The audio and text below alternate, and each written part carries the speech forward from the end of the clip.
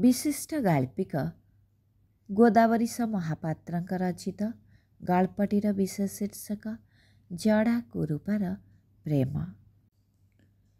मांकड़रू किपरि मनीष हैला एथिर उत्तर मागिले school college पिलाए सुद्धा बही लेखि थोइदेबे, किंतु कुरूपा गौड़ किपरि मनीषरू गोरू पालटिला से कथा नलीपड़ा गाँर लोकंक छड़ा ए ओडिशा मुलकरे आउ केही जानती नहीं।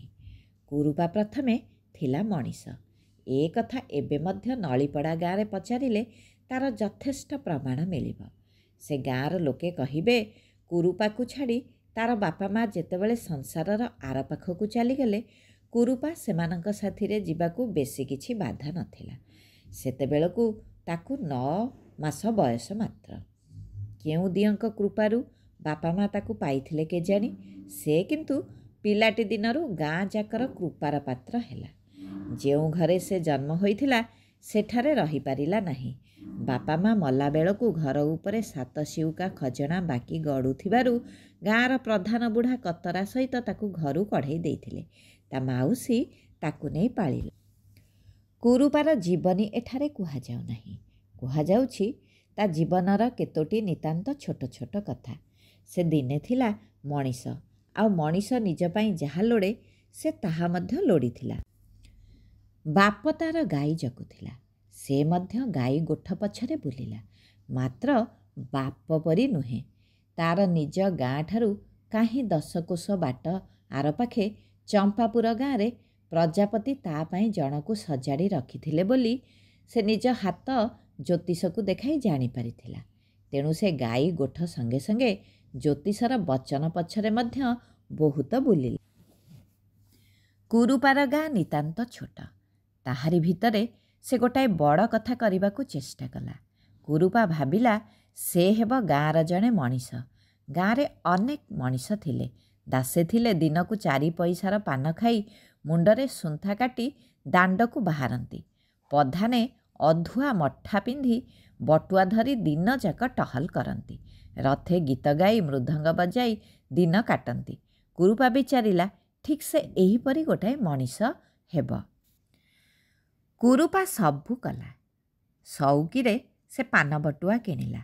पान पाई केतकी खैर वर्षक लगी सजाड़िला।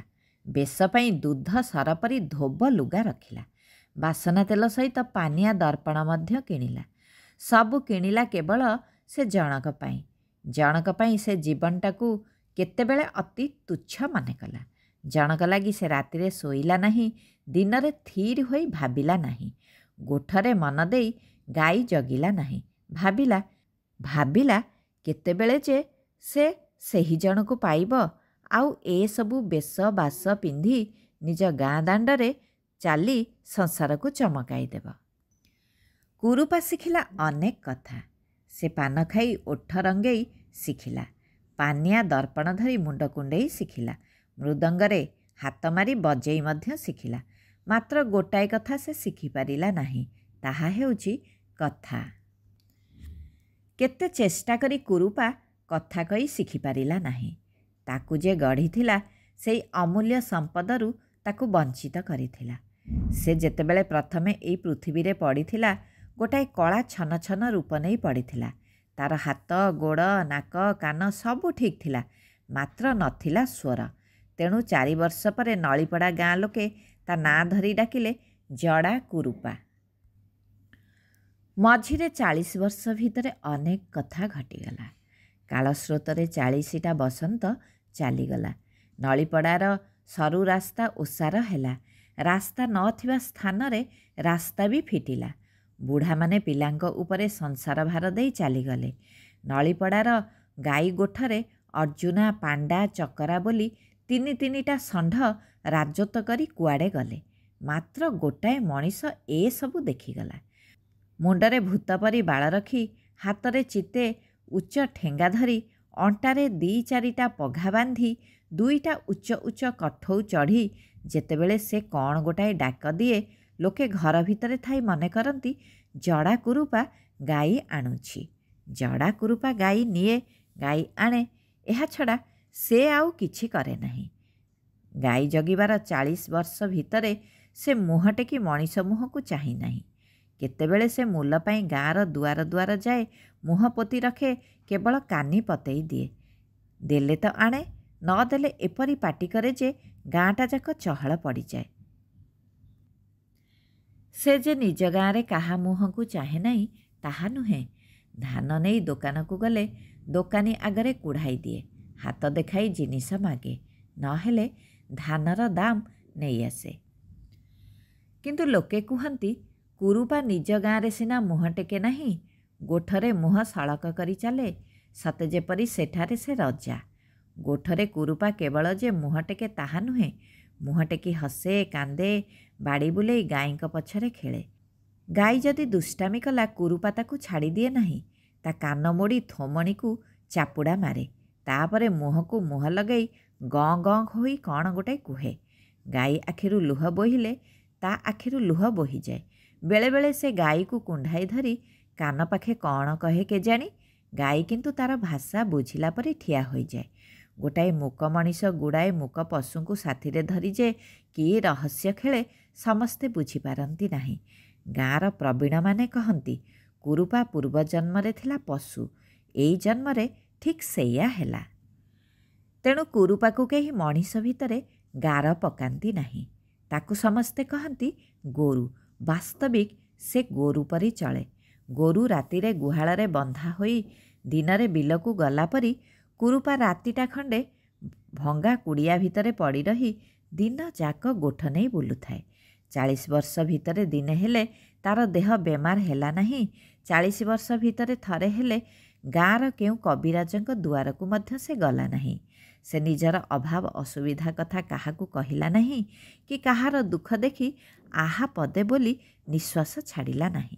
ଗାଁ ଭିତରେ ମଣିଷ ସମାଜ ପାଖେ ତାର ଲୁହ ନାହିଁ କି ହାସ୍ୟ କୌତୁକ ମଧ୍ୟ କିଛି ନାହିଁ। ସତେ ଯେପରି ସେ ଗୋଟାଏ ପଶୁ।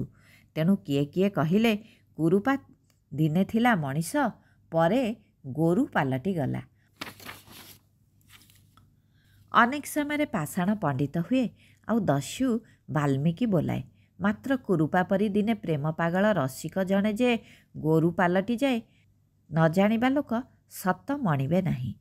ମଫସଲ ନଳିପଡ଼ା ଗାଁକୁ ଅନେକ ଲୋକ ଆସି ଯାଇଛନ୍ତି, କିନ୍ତୁ କୁରୁପା ପରି କିଏ ଆସି ଯାଇନାହିଁ। କୁରୁପା ଆସିଥିଲା ଯେଉଁଦିନ, ସେଦିନ ଝଡ଼ ତୋଫାନ ହୋଇଥିଲା। ସଂସାର ଭାଜିଯିବ ବୋଲି ଲୋକେ ମନେ କରିଥିଲେ। ସଂସାର ନ ଭାଜି ତାର କେତେ ମାସ ପରେ କୁରୁପାର ସଂସାର ଭାଜିଗଲା। ତାର ବାପା ମା ଚାଲିଗଲେ। ପୁଣି କୁରୁପା ଯେଉଁଦିନ ଗଲା, ସେଦିନ ଗୋଟାଏ ଖଣ୍ଡ ପ୍ରଳୟ ଭିତରେ ଗଲା। 1911 ସାଲ ଶେଷକୁ ଯେଉଁ 13 ଦିନିଆ ଝଡ଼ି ଓଡ଼ିଶାର ବଡ଼ ବଡ଼ ଉଆସ ଓ ପ୍ରାସାଦ ଭିତରେ ସୌଖିନ ମଣିଷକୁ ଦୋହଲାଇ ପକାଇଥିଲା, ସେଇ ତୋଫାନ କୁରୁପା ସହିପାରିଲା ନାହିଁ। ତାର ଗାଈ 13 ଦିନ କାଳ ଦାଣ୍ଡକୁ ବାହାରି ପାରିଲେ ନାହିଁ। ଦୀର୍ଘ 13 ଦିନ କାଳ ସେ ଗାଈଙ୍କ କାନ ପାଖେ ମୁହଁ ରଖି ମନ କଥା କିଛି କହିପାରିଲା ନାହିଁ। ଗାଁରେ କେତେ ଲୋକଙ୍କ ଘରେ ପାଣି ଗଳିଲା, ବାଡ଼ ଭାଜିଲା। ଗାଁ ବାହାରେ ଯେ ମାଟି କୁଡ଼ିଆଟି ଥିଲା, ତାହା ଆଦୌ ଠିଆ ହୋଇ ରହିପାରିଲା ନାହିଁ।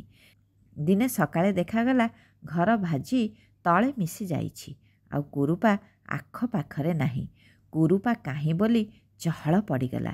ଲୋକେ ଲାଗି ମାଟି ଉଠାଇ କୁରୁପାକୁ ବାଡ଼ ତଳୁ ପାଇଲେ।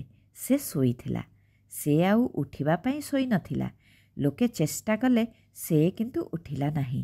ତା ଗୋଡ଼ ତଳେ ହଳେ କଠଉ, ମୁଣ୍ଡ ତଳେ ଲୁଗାର ଗୋଟାଏ ବୁଜୁଳା ପଡ଼ିଥିଲା।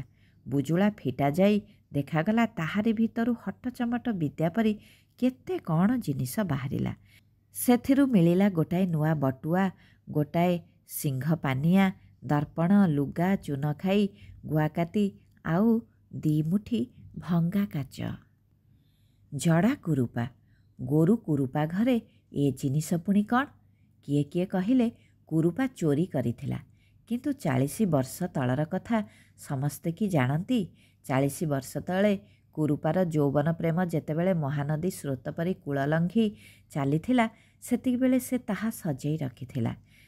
ସେ ସେହି ସ୍ରୋତରେ ଯେତେବେଳେ ଜଳ କେଳି କରୁଥିଲା, ପ୍ରାଣର ବଂଶୀ ଯେତେବେଳେ ବାଜୁଥିଲା, ସ୍ୱପ୍ନ ପରି ତାହା ସବୁ କିଣି ପକାଇଥିଲା। ସେତିକି ବେଳେ ତାର କଳ୍ପନାର ଦେବୀ ଉଦ୍ଦେଶ୍ୟରେ ଜୀବନଟାକୁ ଉତ୍ସର୍ଗ କରି ସେ ଦେଇଥିଲା। ତାହା ପାଇଁ ସେ ଭାବି ଭାବି ରାତି ସାରା ଶୋଉନଥିଲା କି ଦିନରେ ଥିର ହୋଇ ମଧ୍ୟ ରହୁନଥିଲା। ଏଇ ଜିନିଷ ଧରି ସେ ତା ପାଇଁ ସଜ ହେଉଥିଲା। କିନ୍ତୁ ତାର ପ୍ରେମର କୁଞ୍ଜ ଅକାଳରେ ଶୁଖିଗଲା। ଜଡ଼ା ବୋଲି ତାର ପ୍ରାଣର କଥା କେହି ମଧ୍ୟ ବୁଝିପାରିଲେ ନାହିଁ। ସେ କଥା କହିପାରିଲା ନାହିଁ ବୋଲି ତା ପ୍ରାଣର ପିପାସା ପ୍ରାଣରେ ମରିଗଲା। ଏ ଅବୁଝା ସଂସାରକୁ ସେ ଭିନ୍ନ ଆଖିରେ ଦେଖିଲା। ସେହିଦିନୁ ମଣିଷଙ୍କୁ ସେ ମୁହଁ ଟେକି ଚାହିଁଲା ନାହିଁ। ମଣିଷ ଜାତି ପ୍ରତି ତାର ଘୃଣା ହେଲା। ଶେଷରେ ଯେତେବେଳେ ଜଡ଼ା କୁରୁପାର ରଇ ନଳିପଡ଼ା ମଶାଣିରେ ଶିଖା ଟେକି ଜଳି ଉଠିଲା, ତାର ସେଇ ବୁଜୁଳାଟି ସେଥିରେ ଥୋଇ ଦିଆଗଲା। ଏହିପରି ଭାବରେ ଗୋଟିଏ ମୂକ ପ୍ରାଣ ପ୍ରେମର ପ୍ରତିପ୍ରେମ ନ ପାଇ ସଂସାରର ଅଜଣା ଅଚିହ୍ନା କୋଣରେ ନଳିପଡ଼ା ପଲ୍ଲୀ ଭିତରେ ଜୀବନଲୀଳା ଶେଷ କଲା। ସମାପ୍ତ।